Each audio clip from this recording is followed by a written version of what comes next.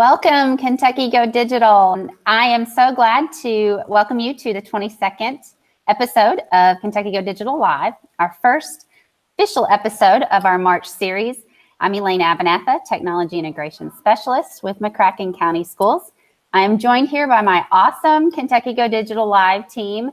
We have Heather Worrell and Courtney DeRosset. Hello, ladies. How are you today? Doing good. So I'm very excited to introduce an amazing leader here, Jefferson County Public Schools. Her name is Faith Stroud. She is the principal at Robert Frost's 6th grade academy. Welcome, Ms. Stroud. How are you doing? Hello, doing good, doing good. So today we are going to have Courtney teaming up with Heather to take questions on our live YouTube chat. Make sure that you drop in there and introduce yourself, as well as let us know what county you're from so that we can give you a shout out and answer those questions if you have any. If you don't have the capability to chat, make sure that you log into YouTube, and while you are there, check the subscribe button so that you too can easily get connected and learn with us.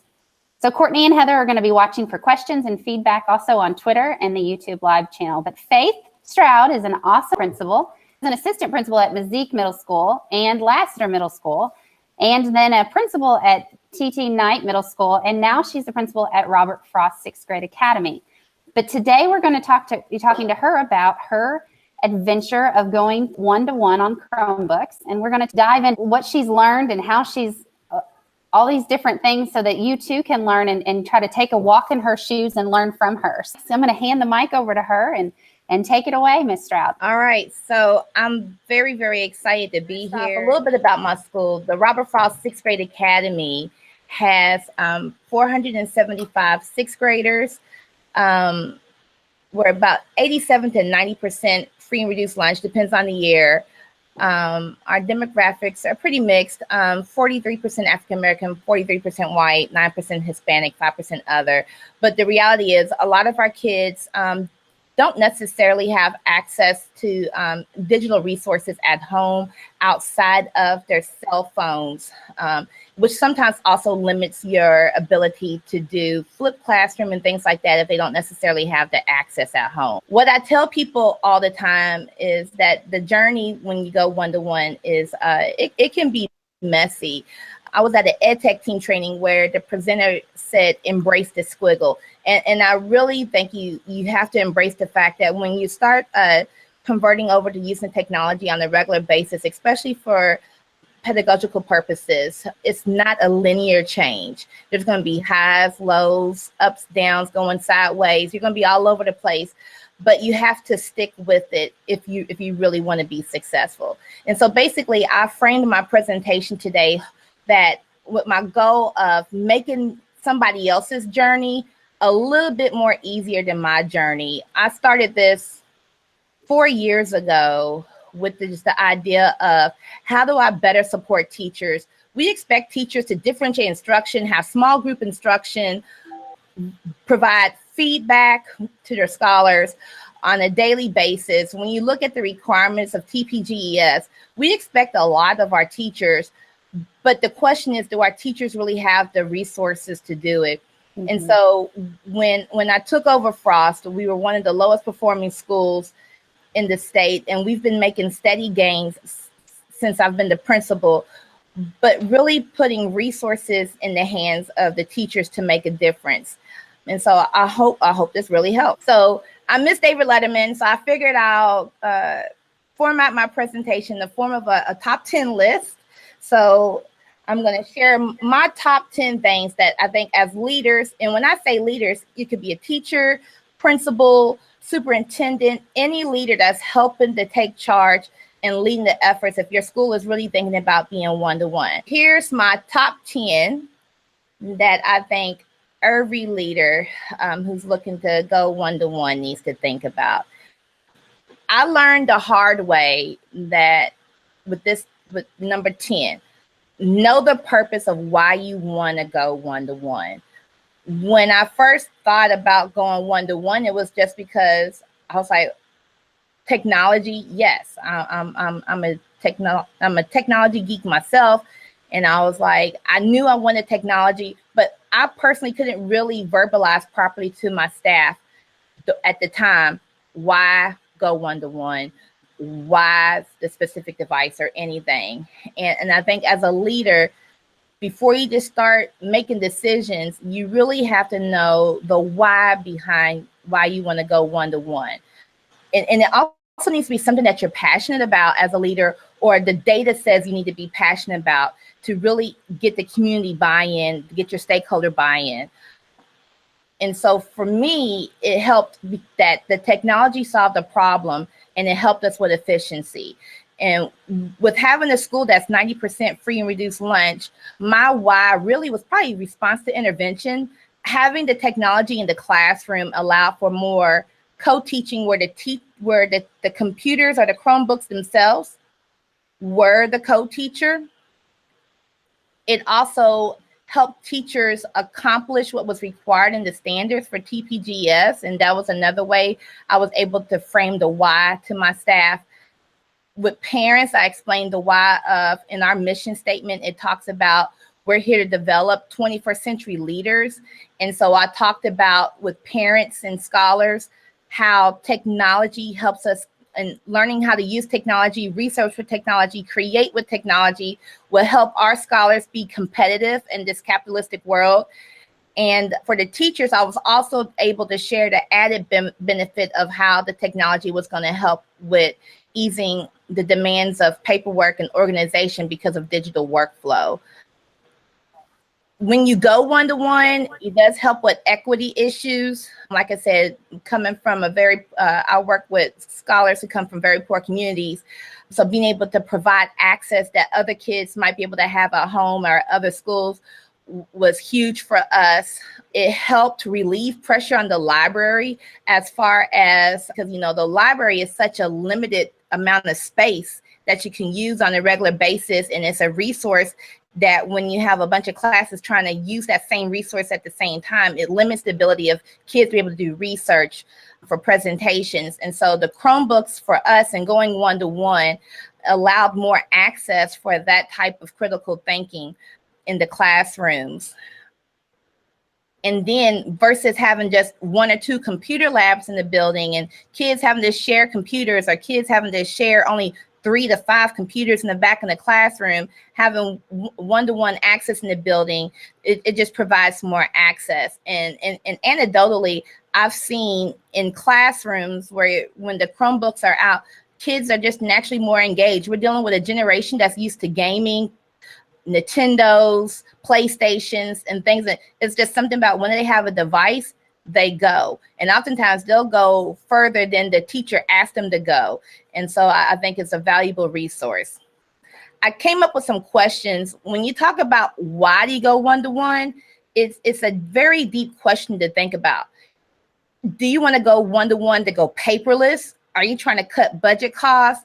Is it because you're trying to allow your scholars to use online textbooks? Are you trying to reduce how much you're spending on textbooks annually or every 3 to 5 years? Are you wanting to implement maybe a whole learning management platform such as Google Classroom, Schoology, or like ClassFlow so that teachers can flip instruction? Are you using it to help teachers have better digital workflow with their scholars for the submission of papers and things of that nature? Are you trying to use it to implement an RTI program? You really need to think about, why do you want to go one-to-one? If you've been around the block with either accreditation visits or even audit visits, if you've been to priority school, Advanced Ed has a walkthrough tool called the Elliott. And on the Elliott, you rate classrooms based upon the 3 components I have shown here.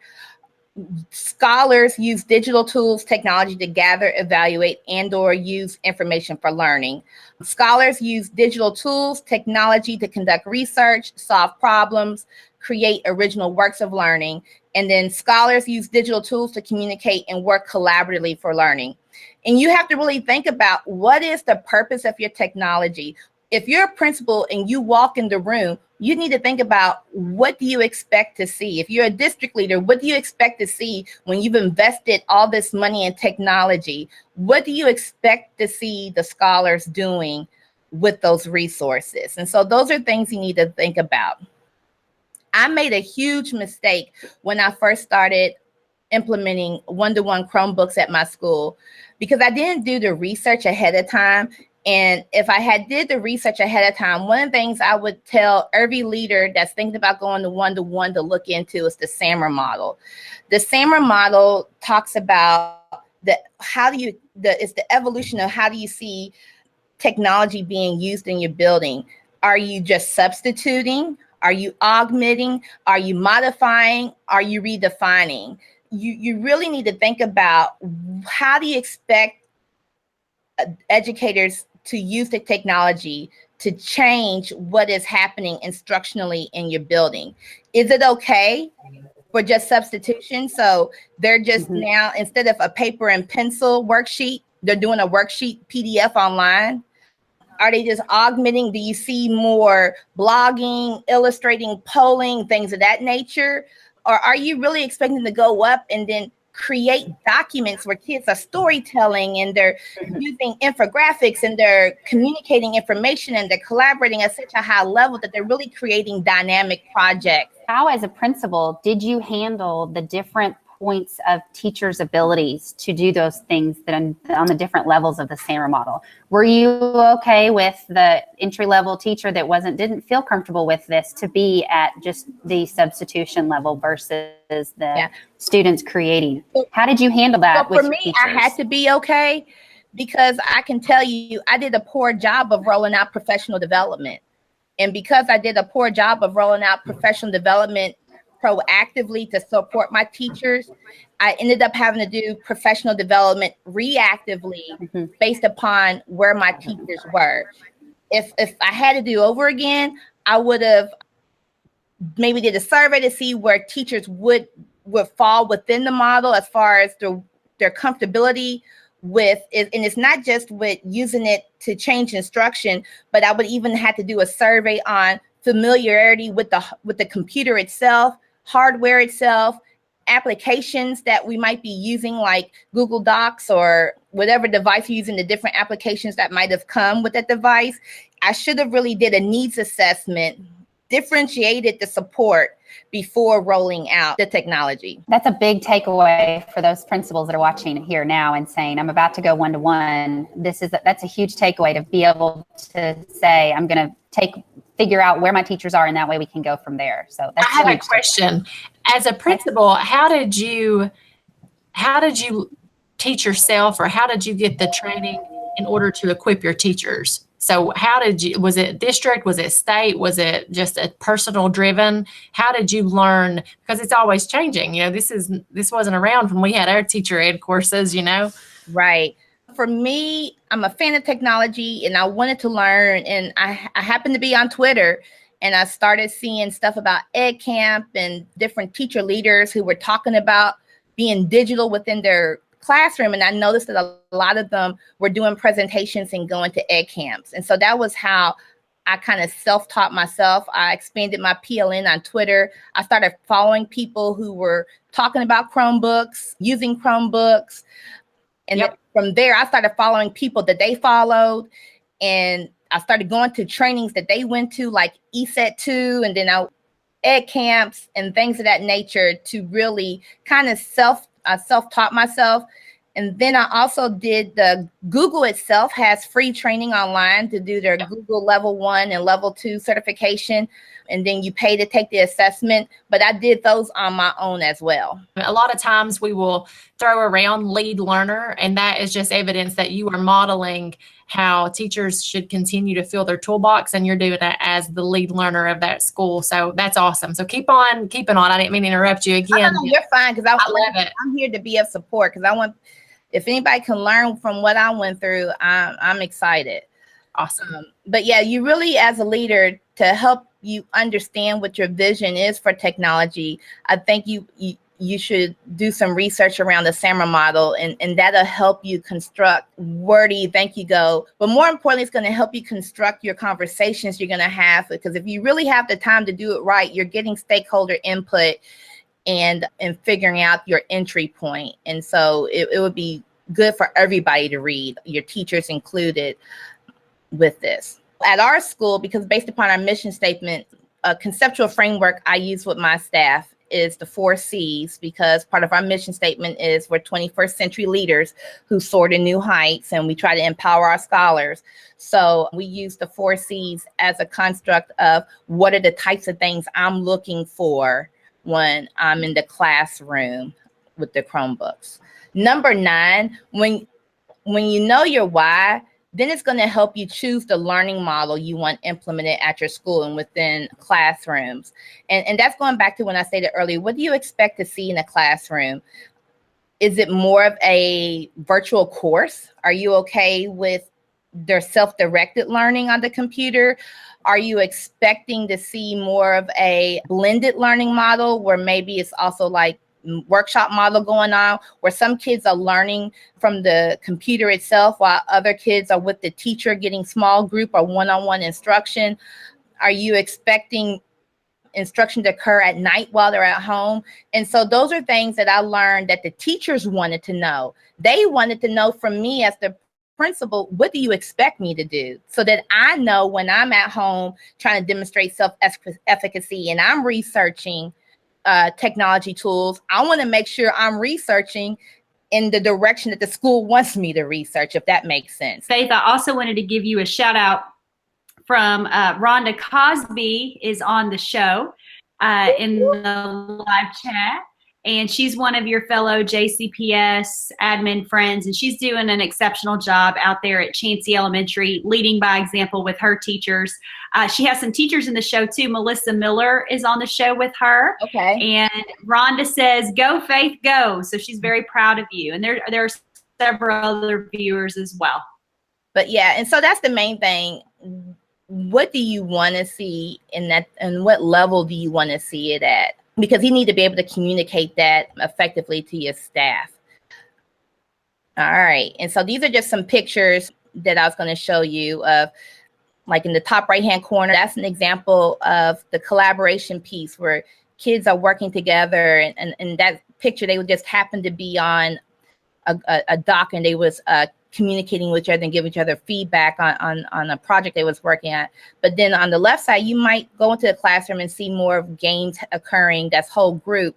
But as a leader, you have to know your why, because for some, having a group beyond Kahoot is not enough, and it might not be as rigorous as the expectation of for the amount of money you're investing of what you want to see on a daily basis. And so you have to really be clear with the teachers on what you're looking for. Are you still going to see normal lecture type seating arrangements? And those are just things to think about. Number 8, you need to know your why, because it will determine your implementation and PD plan.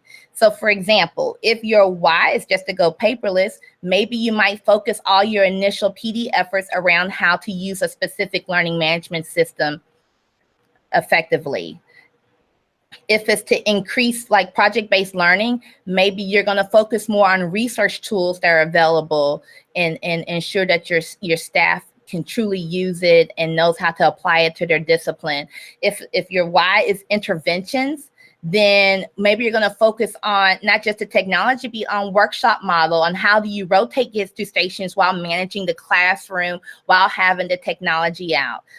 And so if it's about collaboration, maybe you're going to focus on just the specific tools that you want them to use to increase collaboration online.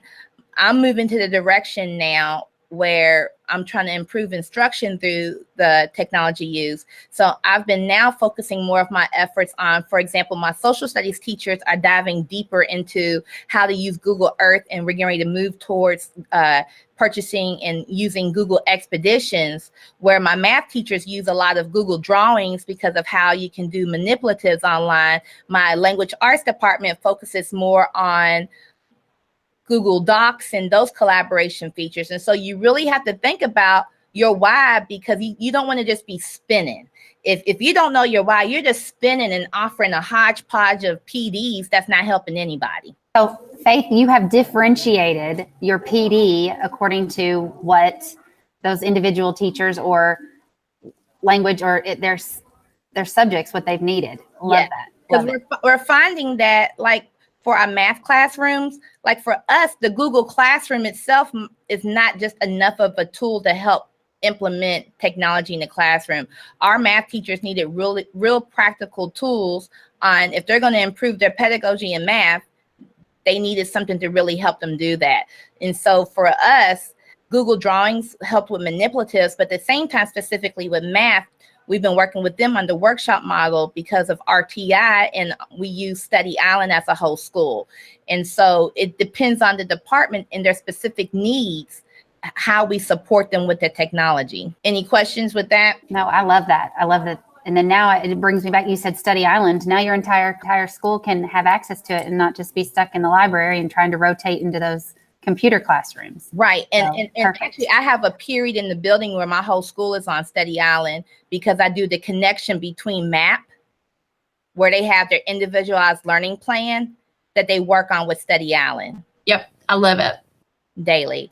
So, and then that leads me into just talking about one of the things as a principal you really want to think about, or as a leader, when you first roll out the technology, you're just like on fire and you have all this professional development you've planned. And then guess what? The next year you have new people start. If you have to be really intentional on making sure you have a written out plan on how you will onboard new people every year. We cannot, especially with technology, you cannot assume that they're going to get along and just know what to do because they're hanging around people who are doing it. And then you also have to make sure you include your classified staff into the technology training so that they are very much aware, because oftentimes people don't realize your classified staff lives in the neighborhoods of the kids that go to your school. And sometimes they're your best advocates who can explain to parents that they live next door to of what's going on. And actually over time, my classified staff, they're some of the best ones using our Google tools for digital workflow. And I found that out by accident. And so now I'm very intentional as I get new classified staff on, training them as well. I also decided, because of the amount of training and support that was needed, I intentionally implement a master schedule that allows for embedded PD so that I can have technology training regularly, even throughout the year, based upon walkthrough data. If I see needs arise for technology, I can support them throughout the year without necessarily making people stay after school and give up extra time. Do you care to, I'm raising my hand like I'm in your class. I'm like, ooh. Do you care to elaborate on that piece right there that you said that you adjust your master schedule to include PD? Because I have a feeling that if you can send us that so we can share that. Yeah. As a principal, that is golden that you can manipulate that. And I know it's different for every building, but just give me an example. Yeah, so, I send my kids get 2 related arts, and it's twofold. One of the reasons why I give them 2 related arts, because oftentimes with kids who are been novice and things, they're always pulled out a special area. And for me, at my core, I believe in the arts, and I think kids need experiences. And if we expect them to do better, we've got to support them holistically with their development. And so I provide 2 related arts so that if you have to get pulled out of one, you still have the other. But by providing that time, that means there's 2 planning periods for the teachers, one that's theirs contractually, and then the others that's mine. And I dictate what they do during that planning time. And so oftentimes we'll use that time to sometimes maybe do a training to expose people to something that they might not have necessarily dived in on their own with. So for example, maybe we saw on our walkthroughs that after lunch kids are getting antsy. So that led us to doing a Go Noodle training on how you can use Go Noodle or even other technology apps to help break the monotony, brain breaks and things of that nature. How often do you review your walkthrough data? Monthly. Okay. I still look at it anecdotally, like weekly, but formally as a team, we look at it monthly.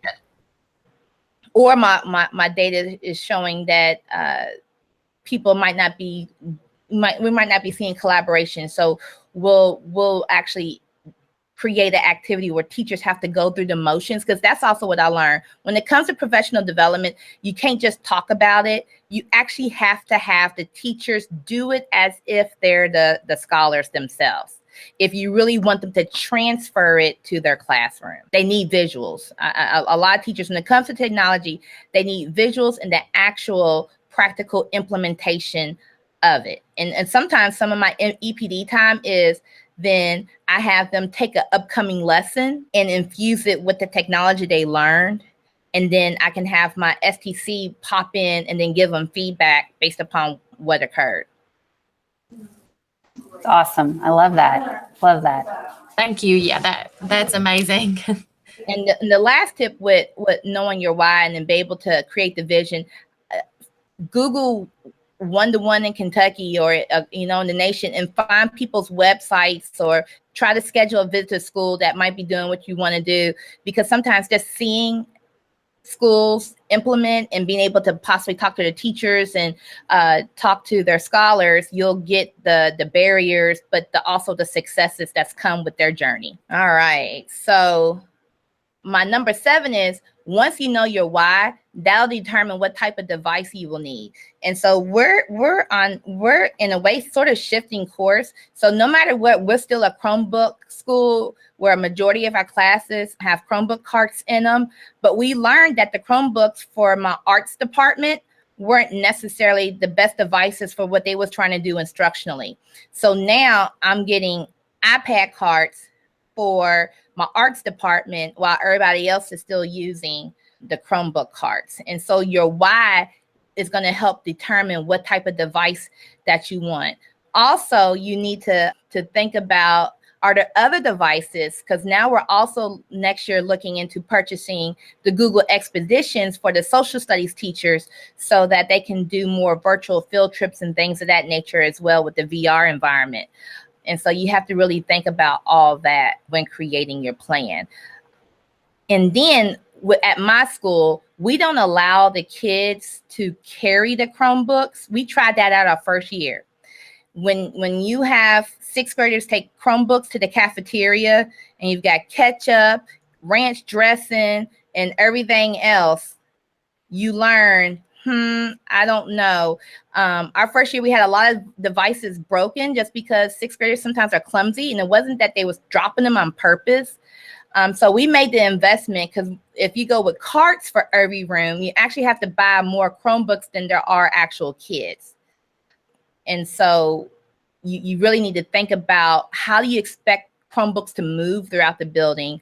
And then because of with my population, we don't take Chromebooks home, because right now, because of the cost, it's not necessarily that we would get reimbursement for it if they're stolen or lost. And so for me, I made the choice where they're always available at school. And then I provide time where if a kid wants to come to school to use the computers even after school, they can. And I know that's a school-to-school based decision, of course, but Right. But it's interesting too that one of the major things of not letting them take it home is that it's going to be there when they get there, and it's going to be charged because you're putting them on those charging carts, and that they're going to work, and that because you have extras, that if one starts to fail or doesn't work, then you have another one for it. So every kid has it 100% of the time. Right. And then just because I know they're being used so much, and if you were ever a computer lab teacher, you know about keyboards and keys popping off, because Chromebooks are not as durable as traditional laptops or as traditional keyboards. You have to really find a device that is durable for what you're trying to do. So that was my number 7. I have one question about that. When you were purchasing these, did you look into a warranty, or did you just do the 1 year or the 3 year? I do the 3-year warranty. Okay. Mm-hmm. I know some other districts are now looking into leasing their Chromebooks. I haven't explored that yet, but I do the 3 year. I also do the white glove service. Oh, yes. So that they'll take care of all that extra stuff that I don't feel like taking care of. Awesome. Yep. But yeah, and so that's been helpful. But because you have to be careful though, because they're cheaply made, for me, the warranty was important, or else I would just be straight replacing Chromebooks all the time. Now, if you're a high school and you're going 1-to-1, you might have the ability to especially have, or even now or if you're maybe even in middle school with older kids, you might start thinking about having kids trained on how to do part replacements and even order your own parts. But that's like down the road future thinking, but it's something you might think about. Your why will also determine how you organize your devices and assign for student use. So for me, since I have Chromebook carts, that's one thing. But if you're letting kids take them home, now you're dealing with contracts, fees, and etc. You have to think about, are you going to, since they're like only a couple $100, is it something where the kids, will they buy the Chromebook and then own it at the end of the year, or will it still be school property? Those are things you have to think about. And I know like across the river in Clarksville and different places, you might be able to get more information for people who actually have the Chromebooks go home. And then other places in Kentucky as well.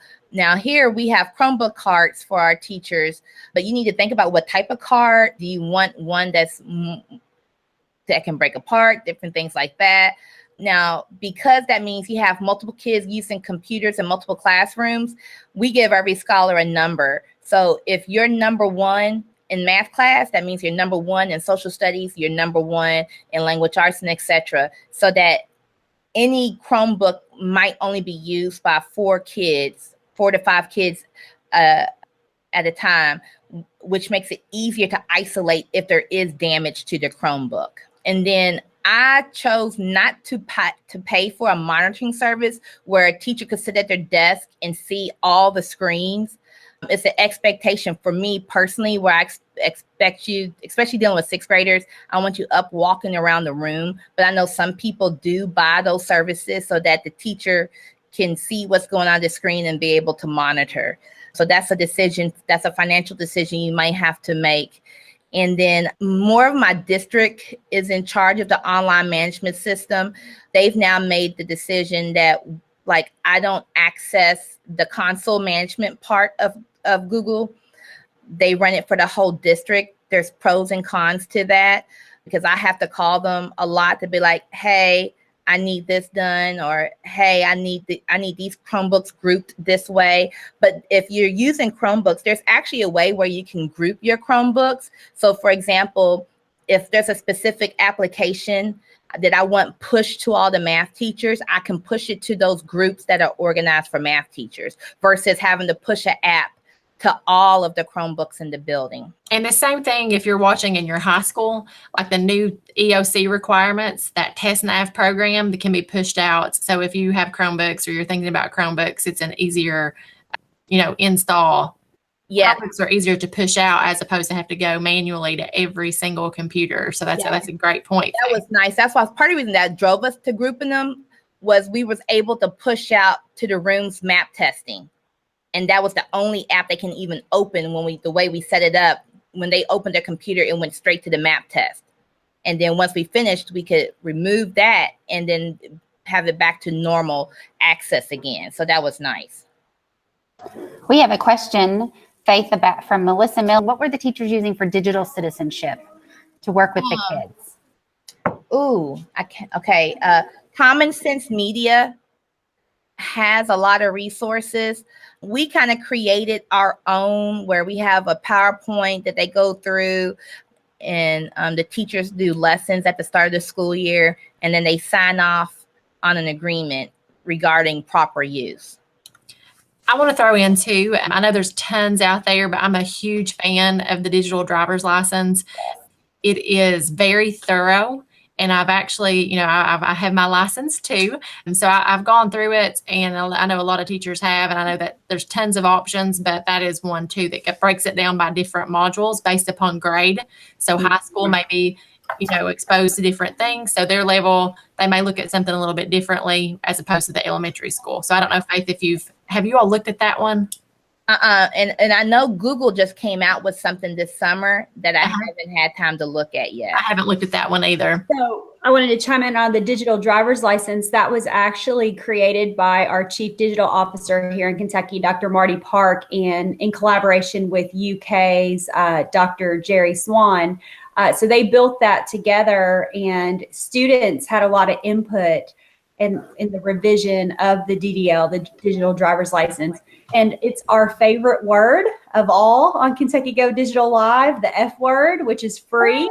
We love that word. So check out the digital driver's license, and we'll put a link to it in the show notes of this episode. Yeah, so this is a classic example of why networking with people online has benefited me. So now when I finish this, I'm going to look into that. And so that's why expanding your PLN is so important. And Faith, it's really neat because you can go in and check. Every teacher can have their class set to check their students, and you can go on and check their progress, and it's all done online. It's very easy. Yeah. I'm going to say Melissa Miller wants to come visit you, Faith. So wherever she may be. Email me if somebody wants to come out. Just shoot me an email, and I don't mind. You have the following right now. They're all wanting to join. Yes. And then that takes me to, here's the hard part where you need to make friends with the ID department in your district. And sometimes I need to have coffee on hand and everything. Sure that you have the infrastructure to implement a one-to-one environment. Because if you're like me, I was kind of rogue. I was like one of the first schools in a long time to go back down this road again. It's been years since a school had attempted this. And so when you tell people you're going one-to-one, it's not just that a classroom here or there may be using a computer, but you really need to explain that in a moment. So for example, at my school, there could be 475 devices trying to access the access points in the building, in addition to any wireless devices that the kids might have on them or teachers have on them. And so you really have to have them come out and do scans and truly check, do you have the bandwidth and the access point to handle and the infrastructure to handle going one-to-one. Something that some people don't think about when you go to Chromebooks, they don't connect to a printer. So make sure you have a printer that can access cloud-based printing. And so I always like to remind people of that as well. Faith, I have one more question, and I don't want to get you too far off of your training, but keyboarding skills. How have you seen that with your students? Because most of them have these amazing thumbs that they are quickly just texting. But how have you addressed keyboarding skills? They still pick. I know some of the language arts teachers kind of use it like as a warm up, like some free keyboarding app of some sort. My technology teacher, he actually has it as part of his like curriculum. But even beyond keyboarding skills, you'd be surprised how to use the trackpad skill. A lot of my kids struggled with even how to use the mouse that's built into the keyboard. And so you do have to take some time to go through it, but we haven't said, let's just teach typing or anything like that. So that is a question like my ELA department has brought up to me that we're currently exploring. Love it. But yeah. Faith, Julie Cummings, who is the principal at Eisenhower Elementary, she just in and she said, Faith is a great resource. She was very helpful in showing me what has worked for her and the pitfalls to avoid. So you have a lot of fans over here on the YouTube live chat. Whoop, whoop. Hey, I appreciate everybody. I cannot do this alone. And sometimes even when you have somebody else come in and you're meeting with people about your systems, it helps you refine your systems as well. Mm-hmm. But yeah, so I'll go to number 4. How will you sustain the technology? It's kind of like Jerry Maguire. Show me the money. Let me tell you, money is a reality when you start going one-to-one. I don't know if you people realize this, but Chromebooks have an end-of-life policy. So after the launched, after 5 years, Google will no longer send any updates to those devices. And then naturally, between 3 to 5 years, the devices just really sometimes just don't work because they're cheaply made. So, you can assume that every 3 to 5 years, you need to buy new Chromebooks, especially if they're carrying them or taking them home. That's going to increase wear and tear. By having it in the classroom, that's where I go to almost, you can stretch it out to the 5-year mark, but you really have to think about your deployment plan. I do know that sometimes schools get grants and you might be able to buy all of them at once, but are you going to be able to replace them all at once 5 years from now? you need to think about that. I've kind of been doing now it was by accident because I started out with 175 kids and now I have 475 kids and rising. And so on accident, we had a delayed rollout, which is actually helpful because pretty much every year I've budgeted about $30,000 to replenish like 20% of my inventory every year. I have a resource teacher that's like my tech person who's my full-time, she's like a STC/instructional coach because I marry the two together that I have available to help with needs throughout the building. Whether it's troubleshooting the actual technology, getting on the phone to say, hey, the network's down, what's going on? Hey, this access point is blinking, it's showing green, but it's not working. What's going on? We need somebody out here. So it helps to have somebody to handle all those type of issues. Does that person also help with a little bit of instruction? Yes. Oh, no, a lot. Like models, we'll go in the classroom and model technology if needed. Because, I mean, it's 2018. Really, it's the same thing, right? Yes. Okay. Yeah. But I mean, because sometimes it's hard to tell teachers we have to evolve. We can't have it separate. Like you don't go to one table and talk about instruction and then go to another table and talk about technology. I love that these worlds have now collided. It's hand in hand. Yeah. So that's the sustainability piece. And I put on here some questions, you might think about. Leasing is now an option. I don't know anything about it, but you might want to try to find out if somebody is doing it to figure out if that's something you want to look into. So do you plan on leasing or purchasing? How many devices are you going to keep on hand in case devices break? What's your plan for repair and budgeting? I know a lot of times with some of the issues we typically see with Chromebooks, a lot of times they'll try to not support them with warranty because they'll say it's just damage versus accidental or something. And you might go back and forth. I tell you, become friends with the reps. A lot of times when you really talk to them, explain what's going on, they'll help you with getting things fixed. Even with access points, over time, access points will need to be replaced because the technology within the access points themselves change over time. So those are things that you have to think about. Some questions that might come up from the staff is, people get paranoid, especially with the NSA and all that types of stuff. Who owns my work in the cloud? Do you need to develop policies regarding student use, regarding teacher use? Because it's different than just using the laptop. Now you're having people possibly store items in the cloud. Who owns that work? Those are things that I will tell you teachers will ask and that you want to get clarification from like your district and different people. And these are questions I'm currently trying to work with my staff to help them get answers on. And more importantly, if you're investing a lot of money into this technology, what is your plan to monitor the impact of being one-to-one? And so that's something you really need to think about and be transparent about that it is being monitored because it's a huge financial investment. And so it's just not something you can laying around somewhere and not being used. Faith, Julie Cummings, the principal at Eisenhower, she said she actually did receive a deeper learning grant and she has purchased 130 Chromebooks. She said, yay, JCPS. I consider technology as building infrastructure to have tools for a lasting impact on student achievement. So really that foundational beginning to have that long-term impact for kids. I agree with you, Julie, totally. Yeah, it's huge.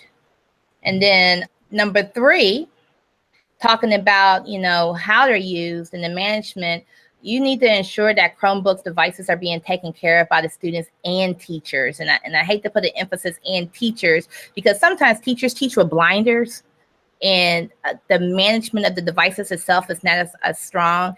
But you got to think about a Chromebook cart could be upward to about $10,000 worth of computers. And if somebody's not, ensuring that the kids are using it appropriately, you could look up in a month's time and have keyboards destroyed, cracked monitors for people dropped them and never reported it.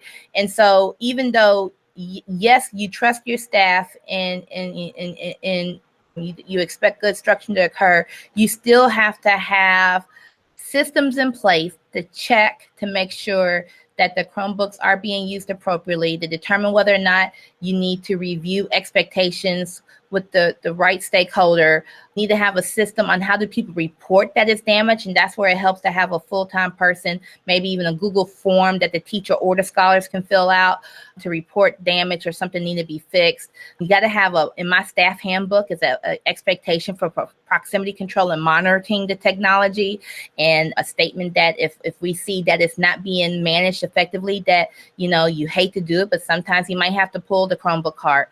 And you need to put those type of documents and systems in writing. And then, like I said, for the kids, requiring some type of digital citizenship course. And then throughout the year at key times, we review digital citizenship expectations as a reminder, just like how when you come back from winter break, you review all the school expectations. When you come back from winter break, you got to review technology expectations. And then number 2, one of the things I love about Kentucky Go Digital is that a lot of the episodes dealt with digital workflow. But when we went one-to-one, and then because I was modeling it, a lot of the teachers started using the tools for themselves a lot. And so we had improved digital workflow. We use Team Drive with our PLCs. I use Blogger. I have a public blog for my parents. I have a internal blog for my staff where we post updates. We use the Team Drive for PLC collaboration, online data walls. I use Google Classroom to manage my TPGES work, where for assigning like growth plans, reflection on growth plans, things of that nature. And now you have teachers experimenting and want to venture out. You know, now I have a teacher who's doing Vex robotics. They want to try other tech tools as well. And so that was one of the benefits of going one-to-one. And then my little drum roll. My number 1 is leaders need to model the use of technology. One of my favorite quotes is Todd Whitaker, that when the principal sneezes, the whole school catches a cold. I recommend if you plan on using Chromebooks themselves, get Google certified. If you plan on using iPads, do the Apple certification, because your teachers will have lots of questions and they expect you to be the leader regardless of what you know or don't know. They still expect you to be the leader. So I recommend you really do the training up front. I recommend if you have an STC that they get the Google admin console, because even though it depends on your district if they'll have the ability to use the console or not, but them understanding how the console works is going to help them communicate to the district person a lot better who's running the console. To really give feedback on lesson plans and things of that nature, and lessons and observations with TPGS, having that technology lens will help you give better feedback to your teachers. And make sure you have a plan in place for your administrative staff as well on what is their expectations with technology. And then, as we've discussed throughout this presentation, make sure you connect and grow with other PLN members who are on the same journey as you, and that you lift each other up, because ultimately, and why I do what I do, and why some days I feel like my hair might be falling out, is because ultimately I love my scholars and I want them to have every advantage that my own kids would have. And so I do it for them daily. You can just tell the faith, you have such compassion for your school, and that you want to drive them to be every one of those students. You treat them like they're your own. And I commend you for that. You're amazing, amazing leader. So you have shared so much with our viewers and on your pathway, and how you've really given them a true leg up on if they're going to decide to take this road, what they need to look at. And if they thought maybe they were going to take this road next year, maybe they see stuff that they need to hold up. Wait a second, let's not put the cart before the horse. And yeah. I'm really commending you on how you're just putting even your stumbles. And so that's one of the things that as Kentucky Go Digital, what we're trying to do is to connect and share with others so that we are all not doing the same thing and right. Struggling the same way. So and I would also say my last slide, and just in case you didn't know, I am level 1 and level 2 certified, and I'm still growing. But I will tell people, be mindful, and these are once again from mistakes that I learned. Don't make decisions in isolation. Try to involve stakeholders when you can as you start creating plans and rolling them out. Technology is only effective as a learning tool when educators have the skills to use it in an instructionally sound and pedagogically effective way. And you really got to keep that in mind. And then my favorite one to be mindful of, sometimes when you try to do too much, you end up doing too little. Don't bite, really take the time to plan it out, because if you don't and you just try to bite off way too much, in the end, you're going to implement nothing. Really think it through, involve your stakeholders, and be intentional with your plans, and make sure it aligns with your mission and vision, and be passionate about what you do. I love it. I love it. And there's all your stuff. Do we have any questions out there for anyone? Did anybody had any questions? I'm it's okay to stop sharing. There you are. Gosh, I'm blown away at the fact that your passion and your dedication to your students, and how you've taken such strides, and this, you said 4 years ago you've started this journey. So it's but I don't think, I'll ask you this, do you think that you would ever go back, or you're thankful for your no path? I don't know what I would do without the technology. I don't know how, and now I think my teachers are at the point, I don't know if they know how they would be able to function without the technology. Mm-hmm. Yes. And those students, now that they have the ability to do things that they weren't able to do before, you've put those into their hands, and it's And I will tell you, one of the things I'm excited about for next school year that we're looking at rolling out, I had a team that's been kind of working with it this year, but we're going to go school-wide next year. It's a whole idea of using Google Calendar as your agenda. You know? Yes. And so it was just one of those, why are we spending money on purchasing agendas if we're one-to-one? You know, you just have these ahas, and because I've had a team already experimenting, now I'm going to be able to take teachers and put them in front of the other teachers as teacher leaders, and there'll be even more buy-in, because it's not me saying it, it's going to be the teacher saying it. And then that agenda can be live, and the parents can see it if they need to, and it's endless. I love it. I actually want to come visit, if I could come visit too. Hey, come on now. That would be wonderful. So awesome show. If we don't have any other questions, then we're going to roll on. Courtney, could you share with everyone how they can continue to get support with Kentucky Go Digital? If you are watching with Kentucky Go Digital, you can join in, or you can subscribe to the YouTube channel on KentuckyGoDigital.com. And Brooke, who's not with us, but she created an awesome Facebook page. So you're welcome to, I'm not a Facebooker, but everyone else in the world is. So be a friend with Kentucky Go Digital and join the hashtag Kentucky Go Digital. You will be linked to tons of people that have amazing ideas, and it's a strong PLN. And we will be definitely showing support for KISTI next week with Kentucky Go Digital with the session, but everywhere. So if you can, try to make it to KISTI next week. It is so much more than a technology conference. It is teaching and learning too, and it's next Wednesday, Thursday, and Friday in Louisville at the Galt House. So we hope we see you there. Heather, could you talk to our viewers a little bit more about the other portion of our regionals that we have? Absolutely. But first, I just wanted to say, Faith, you know, what you did today was exceptional. And I've been over here like texting and tweeting or whatever. And I texted my boss and I said, what a comprehensive, thoughtful, you just, you know, you crossed all the T's and dotted all the I's with this today. And we talk about purple cow work. This is some of the most remarkable purple cow work I've seen in a long time. So kudos to you, sister. I mean, we've been in the trenches together talking ed tech for years. We were at boot camps together and ed camps together, and we've had our hiking boots on, and to really see in the past 4 years how far you've come and how far your school has come under your leadership. It's just so special. So I just want you to know I'm so very proud to have you in my professional learning network, to call you a friend. You were the first SBAC group who let me get in a little audience with JCPS with your Area 3. And so I'm so grateful for you. And because of you and the work that you did pioneering and getting us that entry point, we're seeing so many principals across JCPS take off with their digital leadership. And I owe it all to you for getting us that entry point and for pioneering this work and believing in it. So I just want to give you a shout out. I'm a big fan of yours, Faith Stroud. Oh, thank you.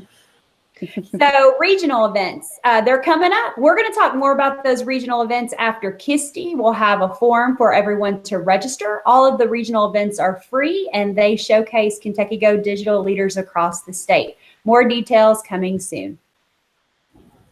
Thank you, Heather. So next time we'll see you here March 5th at 1:30 to talk to Josh Whitehouse. He's an athletic director at Thomas Nelson High School for Nelson County Schools on digital tools for athletic management and their systems of efficiency. So don't forget that as you create, connect, and share your good ideas to our hashtag so that others can share those around. Kentucky Go Digital. Yes.